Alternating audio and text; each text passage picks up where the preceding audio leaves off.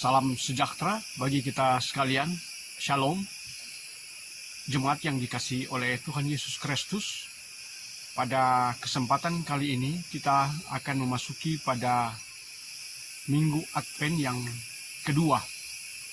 Dan dalam Minggu Advent yang kedua ini kita akan membaca firman Tuhan yang terdapat dalam kitab Maleakhi pasal 4 ayat 1 sampai dengan 6. Kitab Maleakhi 4 ayat 1 sampai 6 yang berjudul Hari Tuhan. Bunyinya adalah demikian. Bahwa sesungguhnya hari itu datang, menyala seperti perapian. Maka semua orang gegabah dan setiap orang yang berbuat fasik menjadi seperti jerami dan akan terbakar oleh hari yang datang itu. Firman Tuhan semesta alam, sampai tidak ditinggalkannya akar dan cabang mereka. Tetapi kamu yang takut akan namaku, bagimu akan terbit surya kebenaran dengan kesembuhan pada sayapnya.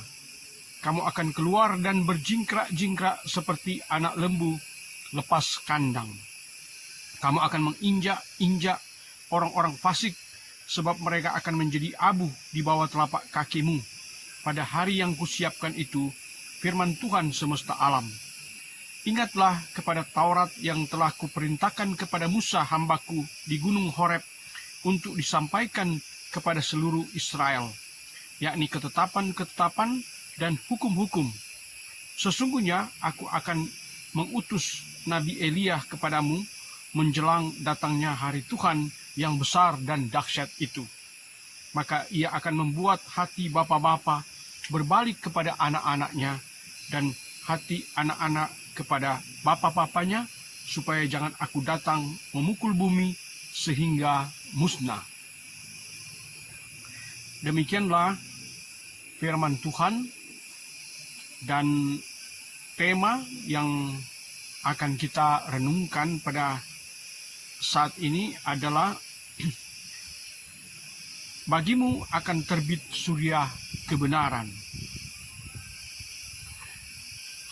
Saudara-saudara yang kekasih di dalam Tuhan, kitab Maleakhi adalah kitab terakhir dalam perjanjian lama.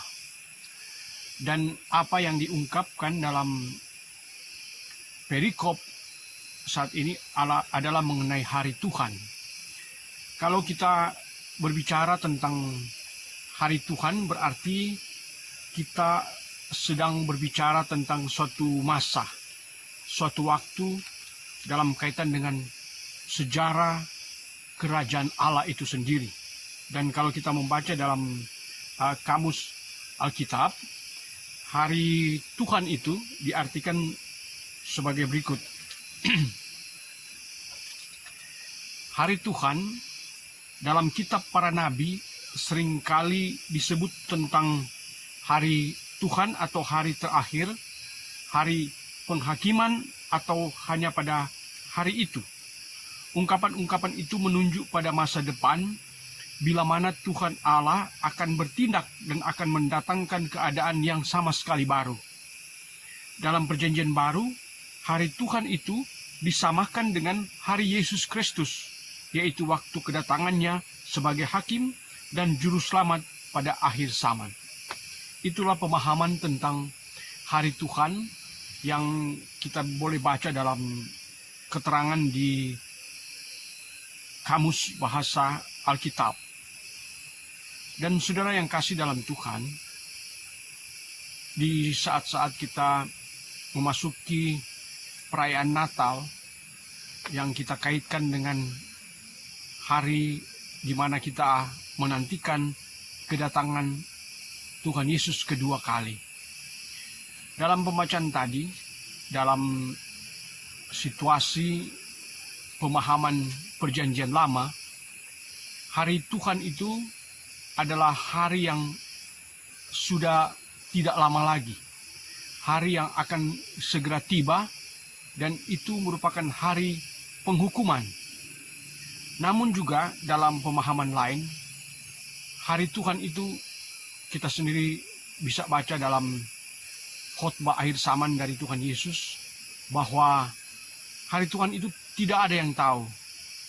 Kalau Yesus mengatakan hanya Bapa saja yang tahu, di mana dia menyebutkan bahwa hari Tuhan itu akan datang seperti pencuri, di mana para nabi, malaikat, dan anak pun tidak tahu. Dalam hal ini kita berbicara tentang Yesus sebagai manusia. Ada banyak yang tentu mempertentangkan mengenai mengapa Yesus sendiri mengatakan bahwa anak pun tidak tahu kapan hari penghakiman itu, atau hari kiamat, atau hari Tuhan itu sendiri. Pemahaman teologis menunjukkan bahwa apa yang disampaikan oleh Yesus itu adalah berkaitan dengan pribadinya ketika ia berada di dunia ini sebagai anak manusia.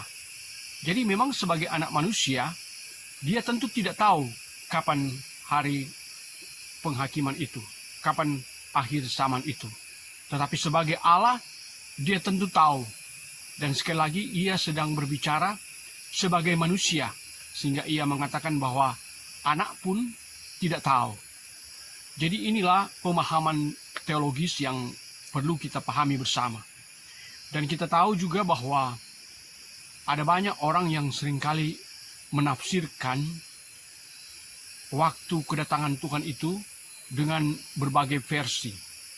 Bahkan ada yang sudah sempat mengatakan bahwa pada tahun ini, pada saat inilah Tuhan Yesus datang.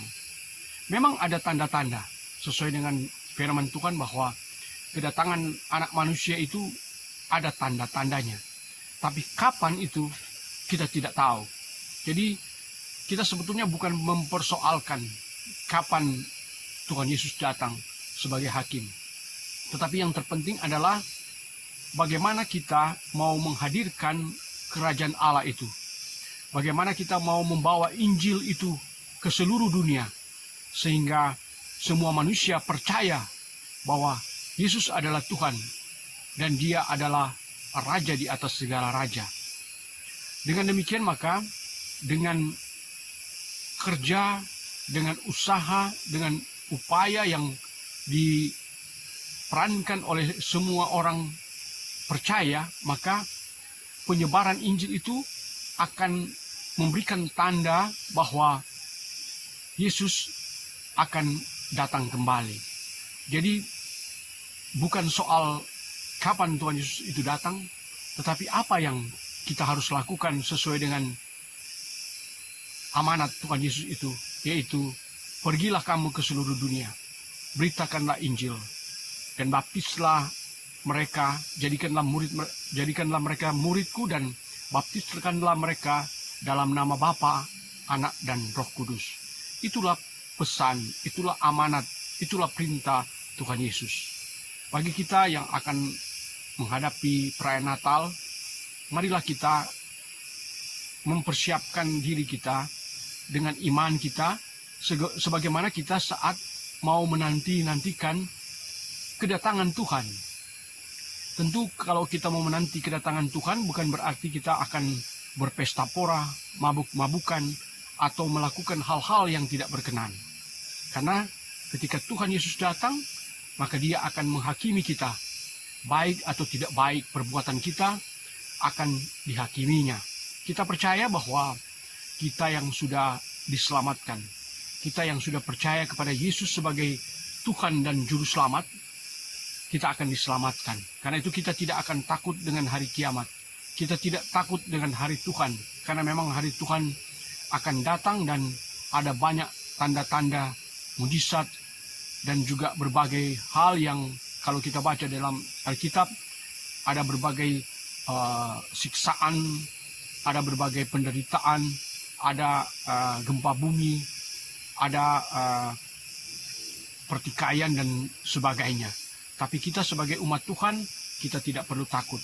Kita bersukacita, bersyukur karena kita sudah diselamatkan. Dan karena itu marilah kita menyambut hari Natal ini dengan penuh sukacita. dan selalu membawa ibadah kita kepada Tuhan dengan mendoakan orang-orang yang mengalami pergumulan, dan bahkan kita juga boleh menjadi berkat bagi sesama kita dimanapun kita berada. Demikianlah sabda Tuhan, kiranya menjadi berkat bagi kita sekalian. Amin.